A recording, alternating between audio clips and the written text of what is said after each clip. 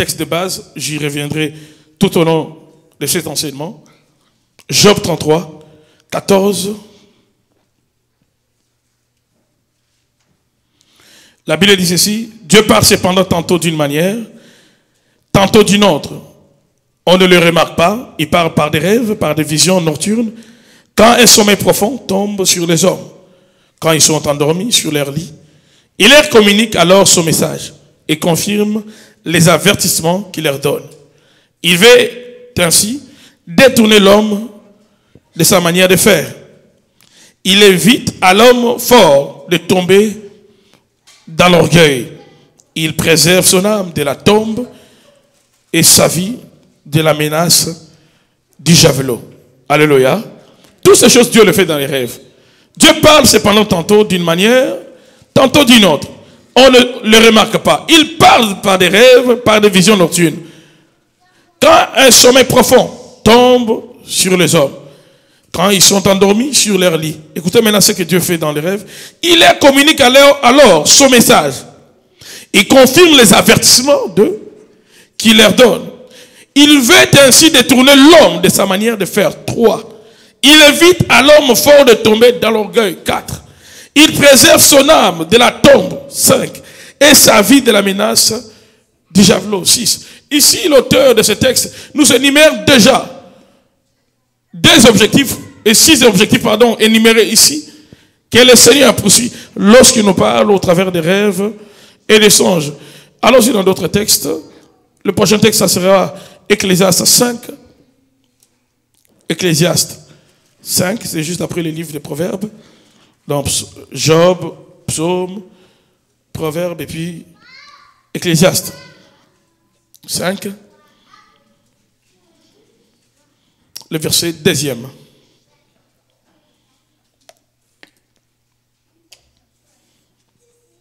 Enfin, nous allons lire dans Matthieu 13, 25. D'abord, allons-y dans Ecclésiaste 5, 2.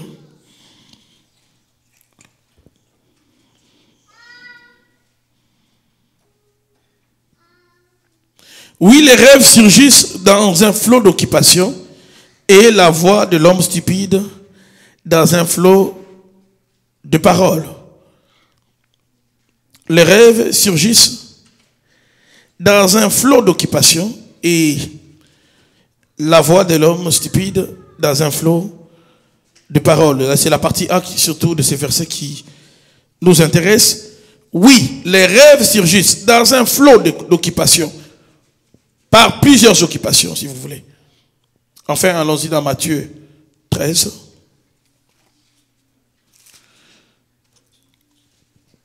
« 24 à 25. Nous allons simplement lire les 2 premiers versets de cette parabole et je reviendrai sur le développement tout au long de l'enseignement. Il est proposé une autre parabole. Le royaume des cieux ressemble à un homme qui avait semé une bonne semence dans son champ, mais pendant que les gens dormaient, je souligne bien cela, mais pendant que les gens dormaient, son ennemi vint, sémant de la mauvaise herbe parmi le blé s'en alla. Souligne bien le verset 25. Mais pendant que les gens dormaient, son ennemi vint et séma de la mauvaise herbe parmi le blé et s'en alla. Les rêves est défini comme une idée qui se représente durant le sommeil. Le domaine des rêves, c'est un domaine dans lequel le Seigneur parle à son peuple. Et Job 33 que nous venons de lire tout à l'heure nous le dit clairement que Dieu parle tantôt d'une manière, tantôt d'une autre. Et ce sont les fils de l'homme, les fils des hommes qui ne prennent pas attention. C'est nous autres qui ne saisissons pas le langage de Dieu.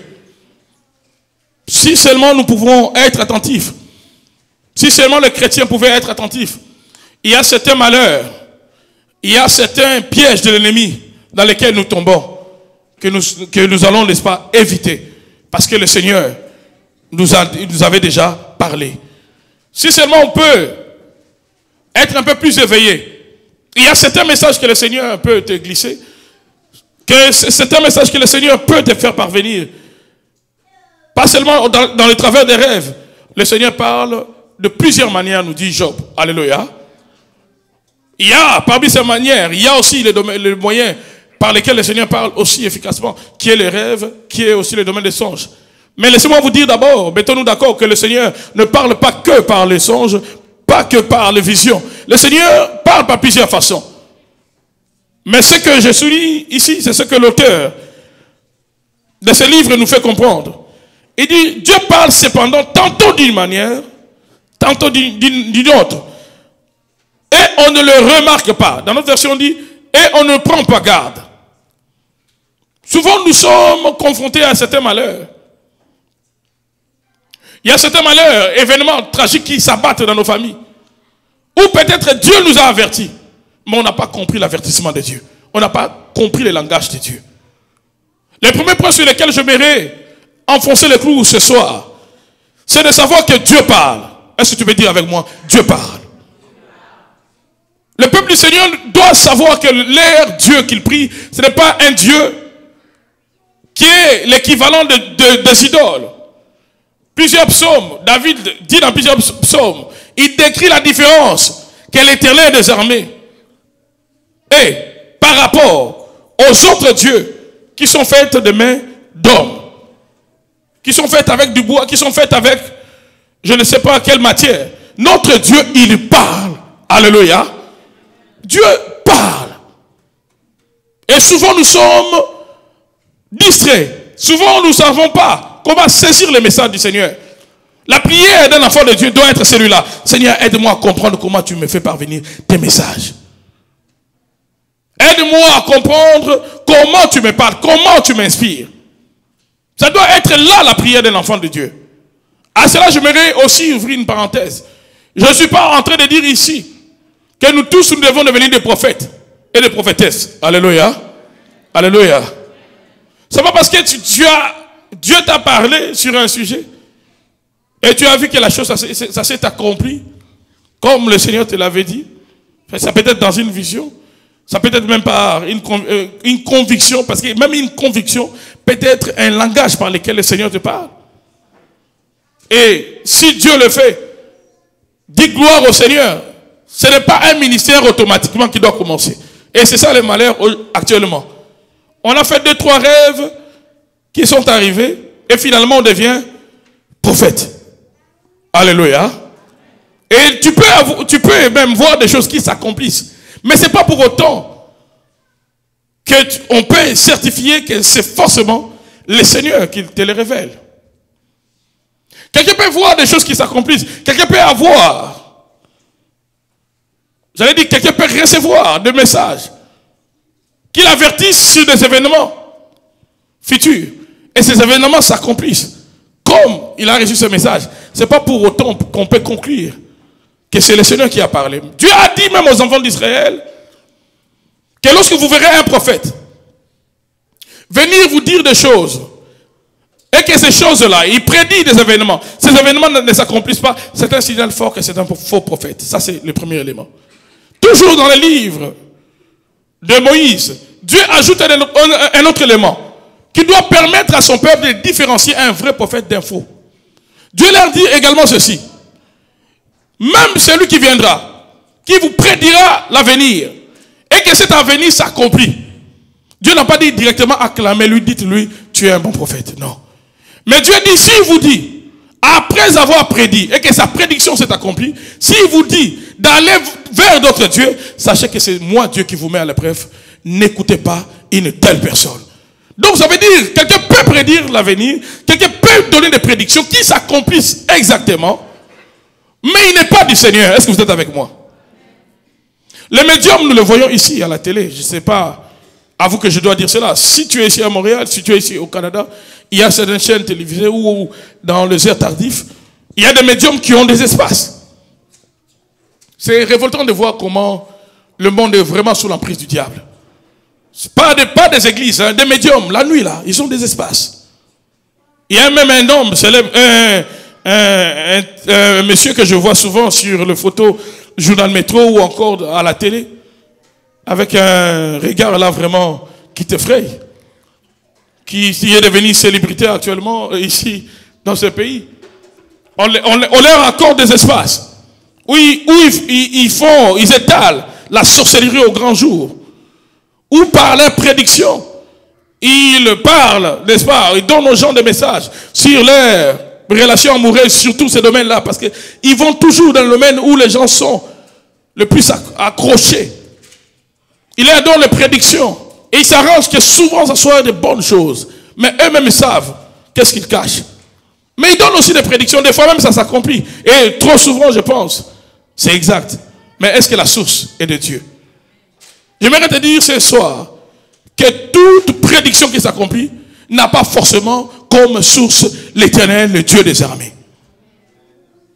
Voilà pourquoi ne court pas derrière une femme, un homme qui vient directement au nom de l'Éternel avec une révélation. Aujourd'hui, les églises où le peuple du Seigneur ne sont pas enseignés, où le peuple du Seigneur n'est pas averti, peut se vider lorsque le pasteur reçoive un prophète, un apôtre, qui commence à donner des paroles de connaissance, qui commence... Vous savez, des fois, le peuple de Dieu sont terribles. Est-ce que je vais parler comme une personne qui est dans sa maison? C'est notre maison, n'est-ce pas? Je suis aussi fils de cette maison, n'est-ce pas? Ah. Des fois, les peuples du Seigneur sont terribles. Tu peux être la pasteur de l'église, donnant des prophéties chaque jour, avec exactitude, priant pour les malades, et il voit comment le Seigneur guérit. Mais un autre homme vient. Tu vous invitez un pasteur qui vient dans la même église. Il donne même un message, même si ce qu'il dit n'est pas spectaculaire. Il dit seulement il sert tuer une femme. Tout le monde entend ça. Ah, il a dit à la série, il c'est vraiment une femme.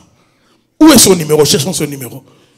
Aujourd'hui, les églises se vident et suivent des charlatans comme ça. Tout simplement parce que l'église n'est pas enseignée. Une église solide, c'est une église d'abord où les liens entre les leaders et le peuple du Seigneur, c'est un lien solide. C'est un lien de confiance. C'est un lien que le Seigneur a pu, n'est-ce pas, établir au travers des enseignements, au travers même de preuves, par rapport au temps que le conducteur et le peuple ont fait ensemble. On connaît notre leader, on connaît notre pasteur. Et peu importe le pasteur qui viendra, je ne changerai pas de père. Il restera mon père. Est-ce que je parle à quelqu'un? Est-ce que je parle à quelqu'un? J'ai eu la triste nouvelle, cette année, au début de cette année, d'une église qui s'est vidée quelque part en Europe. Je vais taire le pays. Le pasteur a reçu une grande église de plus de 300 personnes. Il a reçu un autre pasteur qui est venu d'Afrique. Et celui-ci avait un grand don de révélation. Quand il a atterri dans l'église, il n'a pas beaucoup enseigné, il a commencé à donner des révélations. Tout ce qu'il disait aux gens, c'était vrai. C'était vrai. Et il allait dans des précisions terribles. C'est très bien. Notre Dieu est capable de faire cela. Alléluia. Mais qu'est-ce qui a commencé à clocher avec ses frères? On l'invite, la première fois, il rentre en Afrique. Il était marié. La deuxième fois, le pasteur l'invite. Il revient encore. Il fait le séminaire. Et là, les autres églises de ces pays, qui étaient en relation avec le pasteur hôte qu'il avait reçu, vont aussi lui céder la chair. Il va aller dans toutes ces églises, il va impacter toute une ville, pour ne pas dire tout un pays dans cette communauté. Il va vraiment, par ses prophéties, par ses révélations, impacter plusieurs. Et des fois, il avait maintenant de séances d'entretien où 500 personnes, 300 personnes venaient. Il était béni, comme vous pouvez l'imaginer aussi, les gens le bénissaient pour ça. Finalement, il va rester un peu plus dans ces pays de l'Occident. Il ne va plus rentrer en Afrique. Et comme nos sœurs aiment bien des gens comme ça, il y en aura plusieurs qui vont tomber dans les panneaux. Et parmi laquelle il y aura une sœur de l'église du pasteur qu'il avait reçu. Ils vont commencer, le soi-disant prophète va commencer à vivre avec cette sœur dans l'impudicité ou encore dans l'adultère. Mais tout en donnant des révélations. Il va se déplacer, il va aller dans une autre ville avec cette sœur. Il va commencer à se promener avec cette sœur. Vivant avec elle dans la prostitution, dans l'adultère, appelez ça comme vous voulez, vivant dans le péché. Mais donnant des révélations. Et ils vont arriver dans un pays où il va voir une autre sœur qui va l'intéresser. Il va dire maintenant à celle avec qui il avait commencé de vivre dans le péché, toi, c'est fini. Dieu m'a dit, c'est fini maintenant avec toi. C'est là aussi, elle avait tout vu. Toutes les cérémonies que le fameux prophète faisait la nuit, avec des bougies, avec du sang humain, elle avait tout vu. Mais elle était quand même restée, ce qui est bizarre. Quand bien l'homme va lui dire, c'est fini, c'est alors qu'elle va rentrer dans son pays. Elle va tout dire, et non pas au pasteur, mais là, elle va dire aux membres de l'église au téléphone. Vous savez, il y a des gens qui ne mesurent pas les dangers qu'ils courent. Lorsqu'ils deviennent des agents, destructeurs des œuvres, de l'œuvre du Seigneur. Elle a vécu, elle, dans l'adultère avec cet homme. Personne ne l'avait envoyé. Au lieu même d'aller d'abord voir le pasteur, poser les problèmes au pasteur, il va appeler. Les téléphones. Et plusieurs couples seront saisis de l'affaire. Et chaque homme maintenant dans l'église va commencer à faire pression à sa femme. Ce jour-là de l'entretien, qu'est-ce qui s'était passé? Il y aura d'autres sœurs qui vont avouer que le jour de l'entretien était un entretien un peu plus rapproché. Et on va se rendre compte que le fameux prophète, il s'est joué de plusieurs sœurs de l'église. La même année, cette année ici, ça ne s'est pas passé l'année passée, cette année ici, l'église a été bouleversée et l'église a fermé. Cette église a fermé et les autres églises où le fameux prophète est allé ont aussi fermé. Tout simplement pourquoi? Parce que les gens, d'abord, c'est vrai, on va reprocher le pasteur qui l'a reçu, mais la maturité aussi du peuple doit compter. La maturité des gens que ce prophète recevait doit aussi parler. Toi, on te reçoit par quelqu'un. D'abord, ce n'est pas bon quand vous voyez un pasteur, un prophète, n'importe, que nous recevons.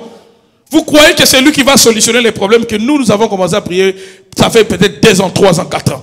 On a commencé à prier pour ces sujets-là. Et toi, tu penses que lui va finir ça dans 30 secondes. J'aimerais te dire que ça ne se passe pas comme ça. Est-ce que tu peux m'aider, dire aux voisins que ça ne se passe pas comme ça? Ça nous arrive de voyager. Et c'est la même impression que j'ai, que les membres des autres églises ont à notre égard. Lorsque je suis allé en Irlande, j'ai vécu la même chose. J'ai fait que 48 heures en Irlande. Le pasteur qui m'avait reçu m'a invité. J'étais à Londres. Il a su que j'étais à Londres. Il a payé les billets. Il m'a dit, pasteur, tu viens juste pour 48 heures. Tu nous enseignes et puis tu repars à Londres. Je suis arrivé, j'ai enseigné dans une seule église. Mais dès que je suis rentré, après mon voyage, ici à Montréal, j'ai commencé à recevoir beaucoup d'appels des membres de cette église. Et j'ai senti dans mon cœur vraiment que je devais rester fidèle à cet homme-là. J'ai dit à chaque membre qui m'a appelé, je ne sais pas comment vous avez eu mon numéro, mais avant que moi je parle avec vous, je dois avoir l'aval de votre pasteur. Je dois avoir l'accord de votre pasteur. Allez dire à votre pasteur ce que lui m'appelle. Ensuite, moi, je parlerai avec vous. Ça a touché cet homme de Dieu. Et il y a eu au moins 2 sœurs qui sont allées lui dire ça. Il m'a rappelé. Il m'a dit, il s'appelle pasteur Jean-Claude. Il m'a dit, pasteur fidèle, j'ai reçu de pasteurs ici. Aucun n'a fait ce que tu as fait. Il y en a qui ont reçu même des montants de 5 000 €. Ils ont dépouillé les membres de mon église en faisant des prières au téléphone, alors que moi, je les avais reçus pour donner un séminaire, pour enseigner l'église. Mais ils ont tissé des relations avec les membres de l'église. Ils les ont dépouillés, ils ont vidé les comptes de certains. Mais tu es le premier qui a poussé les membres à venir me dire, et ça m'a touché. Je t'accorde, pasteur, prie. Tout ce qu'ils vont te donner, c'est à toi. Mon Dieu est vivant. Il m'a dit ça. Alléluia. Alléluia. Et rares sont maintenant des hommes de Dieu qui le font. Et vous aussi, en tant que peuple du Seigneur, n'oubliez pas le labeur que l'homme de Dieu est en train de faire lorsqu'il vient prier pour toi, lorsqu'il fait la délivrance pour toi. Même si un autre viendra ici, comme disait un aîné de la voix, il est capable de faire, je dirais, de faire descendre la gloire de Dieu sur le mur comme ça. Vous le voyez physiquement. Ce n'est pas celui-là qui va remplacer celui que Dieu a établi comme ton Père spirituel. Et nous devons grandir. Toujours dans la même église, ça fait plusieurs années. Nous avons reçu, nous recevons des gens, des fois nous sommes en relation avec d'autres hommes de Dieu, mais vous ne savez pas quel rapport nous avons avec ces gens. Nous avons reçu quelqu'un qui était venu, serviteur de Dieu, mais il était venu ici dans cette ville pour la prière, pour que nous puissions prier pour elle. Nous l'avons simplement présenté. Le pasteur Ézéchiel l'a présenté. La personne n'a ni prêché. La personne n'a ni modéré. On l'a simplement présenté dans la même église. Il y a eu des gens qui ont cherché son numéro, on commence à l'appeler. La personne n'a même pas parlé. La personne était venue pour que nous puissions prier pour elle. Et on ne pouvait pas dire ça au micro. Et récemment, c'est quelqu'un qui est ami et qui a eu la sincérité d'appeler Pasteur Ezekiel pour lui dire, regarde, il y a autant de vos membres qui ont commencé à m'appeler pour leur délivrance. Moi, j'étais venu là-bas aussi pour la délivrance. Mais eux, ont commencé à m'appeler pour la délivrance. Je suis en train d'enfoncer le clou sur ce point, afin que nous puissions atteindre une maturité spirituelle. Alléluia. Alléluia. L'église doit être mature. Ne soyons pas effrayés sur les dons spirituels. L'année prochaine, nous allons avoir un enseignement sur les dons spirituels. Les dons spirituels sont importants pour l'église. Mais les dons spirituels ne sont pas les seuls éléments qui témoignent de la sincérité ni de l'approbation divine d'un ministère. Est-ce que vous êtes avec moi? Quelqu'un peut opérer dans les dons spirituels, mais être très éloigné de Dieu. Référez-vous au texte du livre des Romains qui dit clairement que Dieu ne se répand pas de ses dons ni de ses grâces. Dieu peut déposer des grâces et des dons dans une personne, mais les dons sont vrais. Les dons est vrai, mais la personne devient aventurier. Mais les dons est vrai. Dieu ne retire pas les dons. Et même naturellement, quand tu me donnes ta chemise, même si on ne s'attend pas, cette chemise-là est à qui? Est à moi, n'est-ce pas? Parce que tu me l'as donnée. Dieu ne se répand pas de ses dons. Quand on appelle ça don. Quand il dépose ça dans la vie de quelqu'un, ça peut être un élément par lequel Dieu veut attirer, Dieu veut faire du bien à son peuple. Mais si l'homme de Dieu, si cette personne qui a ses dons, commet l'erreur de prendre ses dons comme les thermomètres de sa relation avec Dieu, c'est alors qu'il va tomber dans l'erreur. C'est ainsi que vous allez voir certaines personnes, ils commettent l'impudicité, mais comme ils continuent à avoir des révélations, ils pensent que Dieu est en accord avec lui. Et les dons peuvent être un piège. Un grand piège. Aujourd'hui, plusieurs ministères s'élèvent. Plusieurs ministères s'élèvent. Partout dans le monde, et même ici à Montréal. Plusieurs, même certains qui étaient ici, désobéissants, rebelles jusqu'à la mort d'épinière, sont devenus des apôtres, des prophètes dans cette ville. Plusieurs ministères s'élèvent. Pourquoi? Parce qu'on a eu une vision. Pourquoi? Parce qu'on a entendu une voix. Est-ce que c'est pour autant qu'on devient un serviteur de Dieu? Vous savez, le chemin du service du Seigneur, c'est un chemin très long et très glissant. Des fois, en voulant sauver les autres, on risque de se perdre soi-même. Voilà pourquoi, bien aimés dans le Seigneur, ne soyez pas un peuple agité. Ne soyez pas une église qu'on peut facilement secouer. Ne soyez pas des gens qui peuvent suivre n'importe qui. Parce qu'il a simplement écarté les jambes, il a dit, tous ceux qui vont passer sous mes pieds, leur vie va changer. Directement, tu vas passer. Tu as vu ça où? Où est-ce que tu as vu ça? Alléluia. Dieu au voisin, le pasteur parle des rêves, de l'impact des rêves. Je suis pleinement dans mon message. Alléluia. Et c'est ainsi que vous allez voir, dans nos églises, on souffre. Pourquoi? Parce que chaque membre a 4-5 pasteurs. 3 apôtres en Afrique, surtout en Afrique. 15 en Europe. Et puis les pasteurs. Et nous souffrons actuellement. Tu veux dire à quelqu'un quelque chose? Oh, mon tel prophète t'avait dit. Oh, mais mon frère, ma soeur, ce prophète-là, qui est finalement celui qui te suit?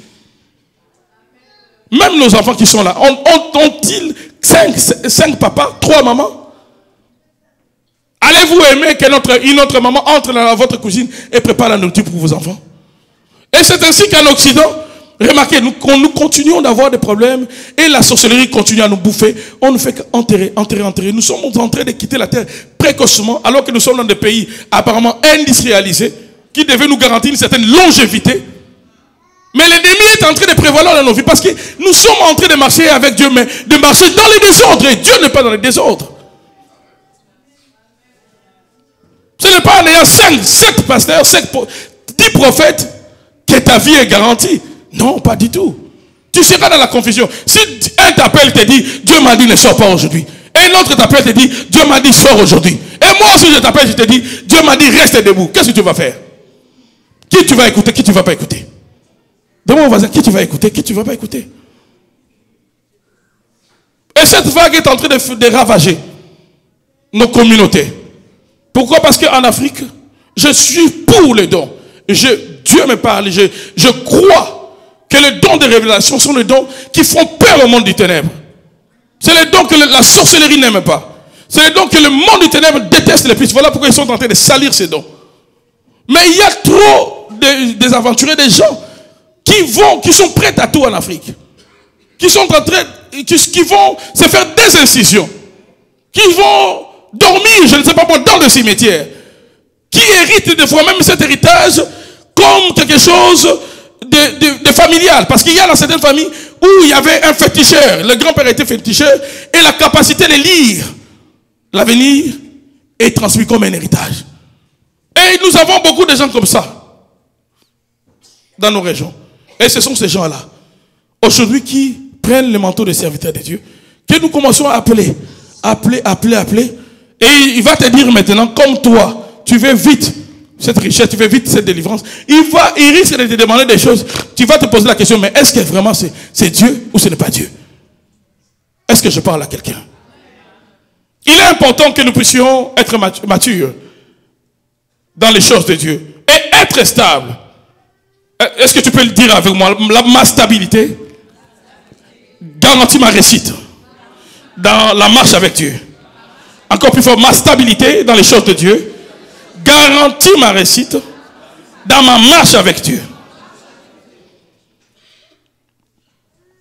Dans le livre d'Ecclésiaste que nous avons lu, Ecclésiaste nous montre que le 5.2, que les rêves peuvent naître suite à une multitude d'occupations.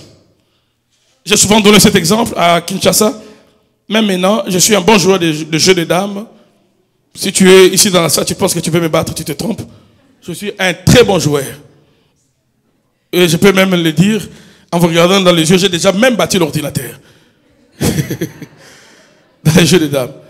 Alors il m'est arrivé, lorsque je dors, tellement que tu as beaucoup joué, beaucoup, comme on dit là-bas à Kinshasa. C'est un jeu que vous pouvez voir sur Internet, les jeux de dames.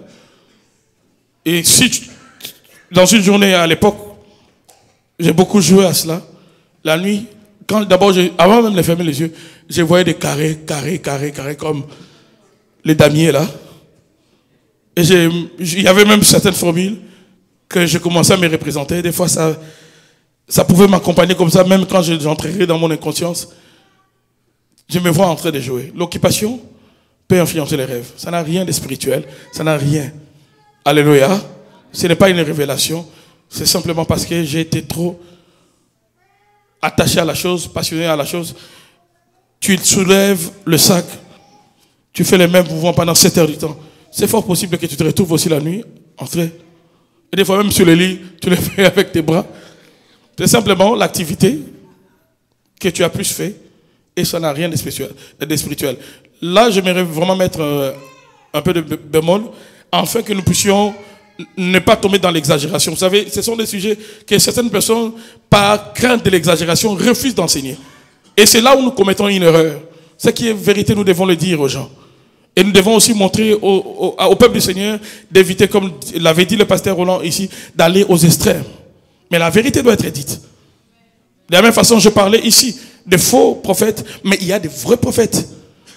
Le don de la prophétie est utile. Le ministère prophétique est utile. Très utile. Très utile pour le corps du Christ. On ne peut pas s'en passer. Alléluia. On ne peut pas. Quelqu'un a dit, ce n'est pas à cause des abus de l'un que les autres doivent négliger. Les abus de l'un ne justifient pas la négligence de l'autre. Ce n'est pas parce que quelqu'un a abusé dans ce domaine que nous autres, nous devons négliger ce domaine-là. Est-ce que vous êtes avec moi? Donc, les rêves peuvent naître parce que tu as beaucoup mangé. Et beaucoup de nourriture peuvent aussi provoquer des rêves. Dans la vérité, sans blaguer. Tu as trop mangé, excès de table, ça peut provoquer des cauchemars. Plusieurs causes peuvent être naturelles, peuvent être les rêves. Tu as trop détesté quelqu'un, c'est fort possible que tu me voies en train de jouer un mauvais rôle dans ton rêve. Déjà, tu as de la haine envers la personne. Qu'est-ce que tu peux retirer des bons de cette personne, même dans ton inconscience? Parce que quelque part, ce qui est sémé dans ta conscience va être une sémence qui va se développer dans ton inconscience. Est-ce que je parle à quelqu'un? Donc je suis en train de dire ici que tout rêve n'est pas forcément un message de la part de Dieu. Mais le Seigneur parle au travers des rêves. Les rêves, c'est le domaine dans lequel Dieu parle le plus. Et les diables également, nous remarquons que le terrain où Dieu communique avec son peuple, c'est le terrain aussi où le monde du ténèbre essaye de contrôler, essaye d'influencer nos vies et nos destinées.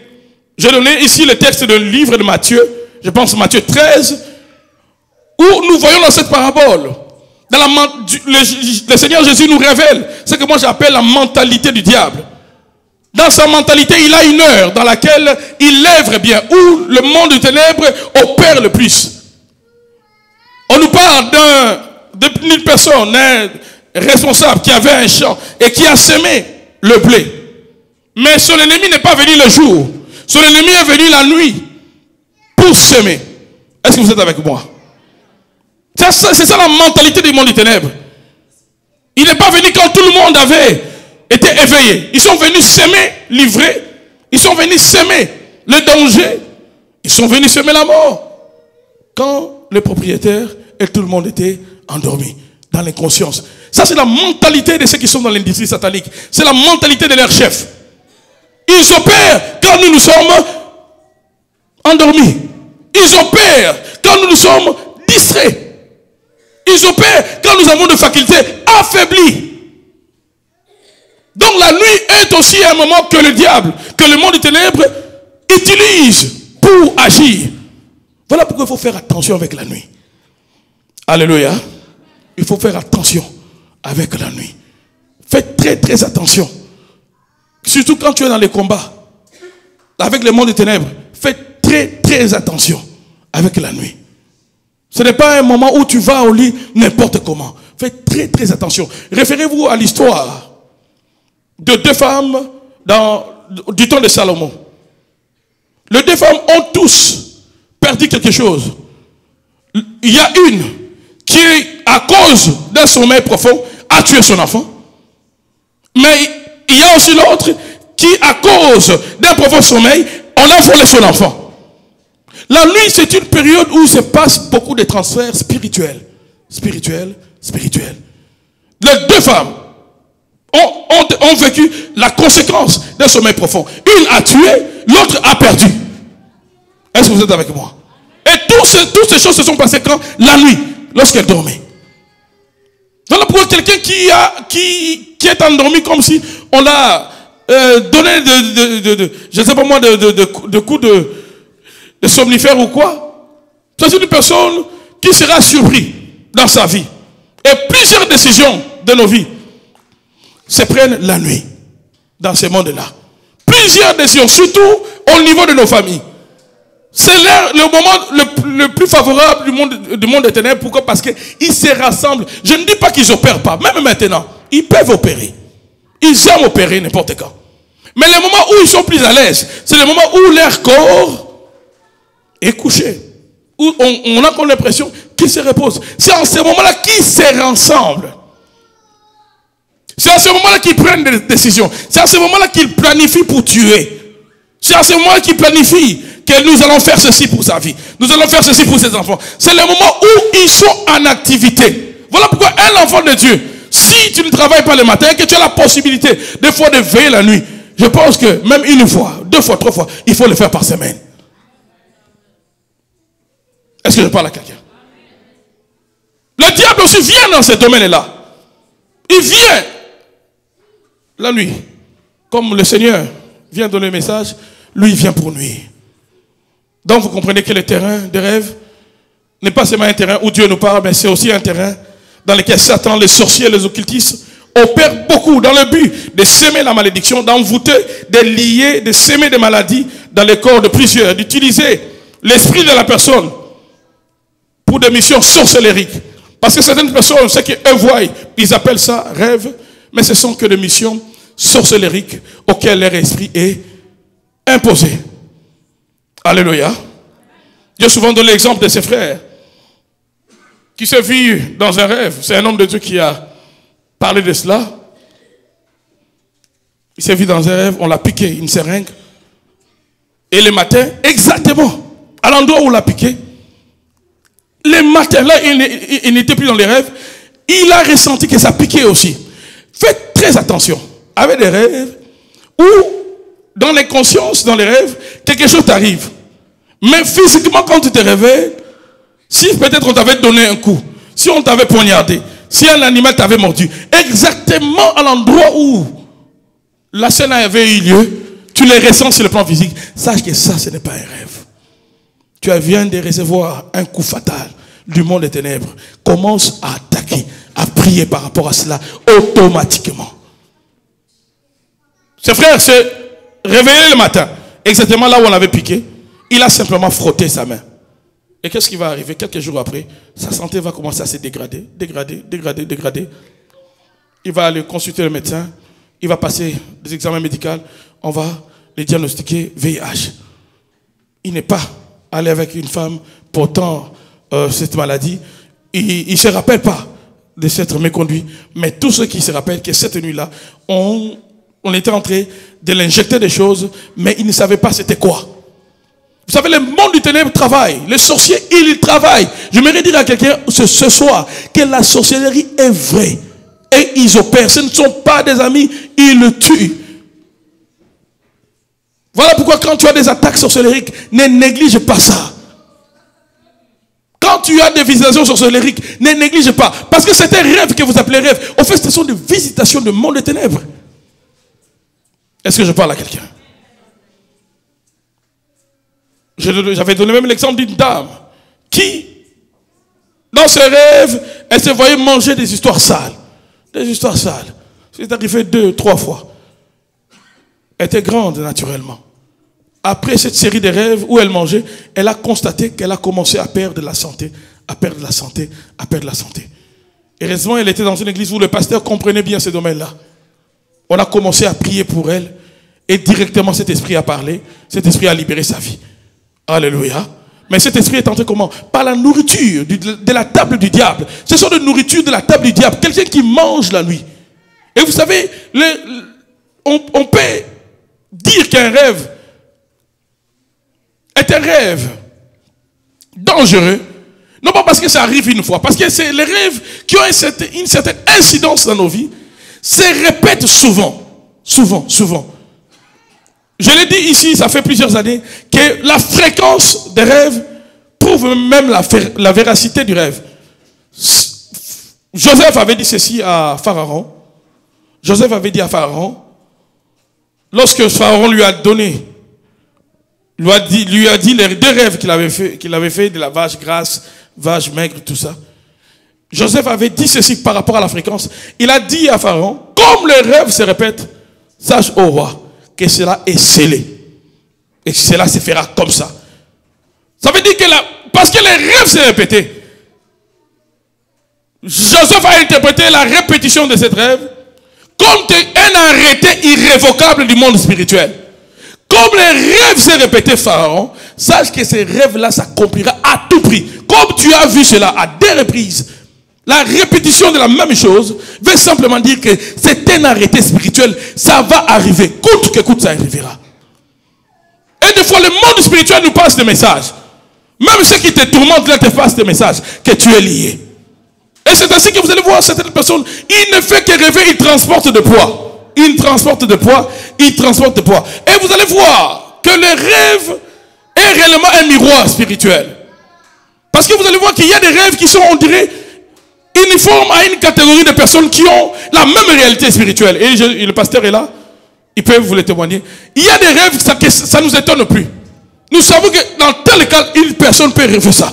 Tel cas, une personne peut rêver ça. Et ça arrive comme ça. Ce n'est pas parce que Dieu m'a parlé. Je sais que c'est comme ça. Il y a des rêves qui sont uniformes.